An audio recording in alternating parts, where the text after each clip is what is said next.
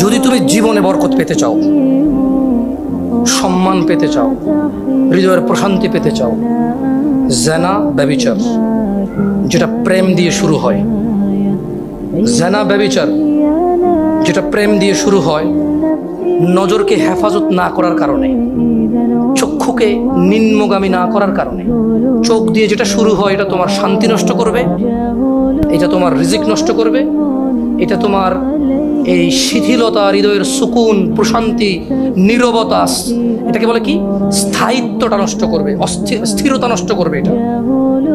ছোট ভাই, তোমার প্রতি আমার নসিহত, তুমি কে নীল পড়ছে, লাল পড়ছে, কে ছোট পড়ছে, কে বড় পড়ছে, তুমি এগুলা মেজারমেন্ট করার দরকার নাই।